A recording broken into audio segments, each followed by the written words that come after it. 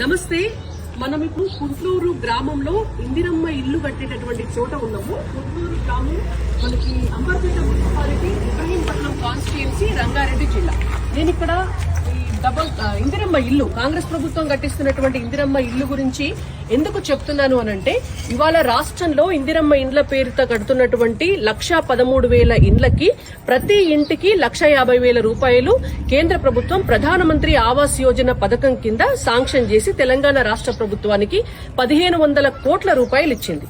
అంటే ఇప్పుడు రాష్ట్రంలో కడుతున్నటువంటి 1,13,000 ఇండ్లకి ప్రతి ఇంటికి కూడా 1,50,000 రూపాయలు కేంద్ర ప్రభుత్వ పథకం నుంచి వచ్చినటువంటి ఇండ్లే.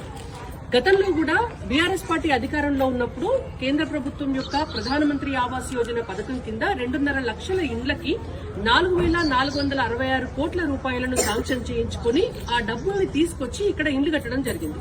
అయితే 10 సంవత్సరాలు అప్పుడు మోడీ గారికి పేరు రావద్దు అనేటువంటి ఒక ఉద్దేశంతో దాన్ని అట్లా పెండింగ్ పెట్టుకుంటూ వచ్చారు కేసీఆర్ గారు. కాబట్టి అప్పుడు అంతకంటే ఎక్కువ డబ్బుని కేంద్ర ప్రభుత్వం ఇవ్వలేకపోయింది.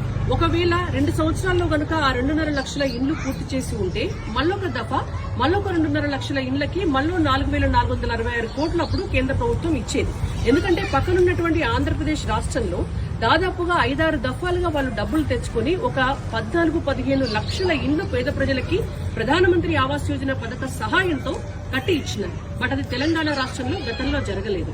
అయినా సరే ఇప్పటికీ కూడా చాలా మంది, అటు కాంగ్రెస్ పార్టీ నాయకులు కావచ్చు, ఇటు బీఆర్ఎస్ పార్టీ వాళ్ళు కావచ్చు, ఇందిరమ్మ ఇండ్లలో గానీ కేంద్ర ప్రభుత్వం ఇస్తున్నటువంటి డబ్బులు గతంలో డబుల్ బెడ్రూమ్ ఇండ్లలో గానీ ఎక్కడున్నాయంటారు. కానీ ఒక అఫీషియల్ డాక్యుమెంటల్ ఎవిడెన్స్ ఏంటంటే, ఇప్పుడున్నటువంటి కాంగ్రెస్ ప్రభుత్వం గతంలో తెలంగాణ రాష్ట్రంలో తీసుకున్నటువంటి లబ్దిదారుల లిస్టుని కేంద్రానికి సబ్మిట్ చేసి కొత్తగా 1,13,000 ఇండ్లకి మళ్లీ 1,500 కోట్లు తెచ్చుకోవడం జరిగింది.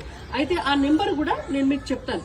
గతంలో ఉన్నటువంటి బీఆర్ఎస్ పార్టీ అధికారంలో ఉన్నప్పుడు కేంద్రం ప్రధానమంత్రి ఆవాస్ యోజన పథకం కింద 1,50,000 రూపాయలు ప్రతి ఇంటికి ఇచ్చినటువంటి ఇండ్ల సంఖ్య జీహెచ్ఎంసీలో 1,43,000 ఇండ్లకి, సికింద్రాబాద్ కంటోన్మెంట్ లో 9,094 ఇండ్లకి, వరంగల్లో 7,096 ఇండ్లకి, ఖమ్మంలో 5,441 ఇండ్లకి, మహబూబ్ నగర్ లో 5,027 ఇండ్లకి, జగిత్యాలలో 4,627 ఇండ్లకి, మేడ్చల్లో 3,667 ఇండ్లకి, నిజామాబాద్ లో 3,606 ఇండ్లకి, సిద్దిపేటలో 3,353 ఇండ్లకి, కరీంనగర్ లో 3,033 ఇండ్లకి.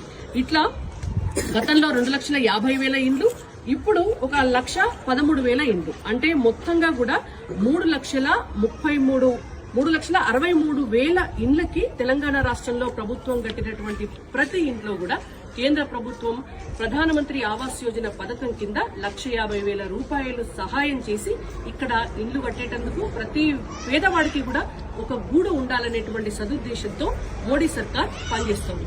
జై తెలంగాణ, భారత్ మాతా కీ జై.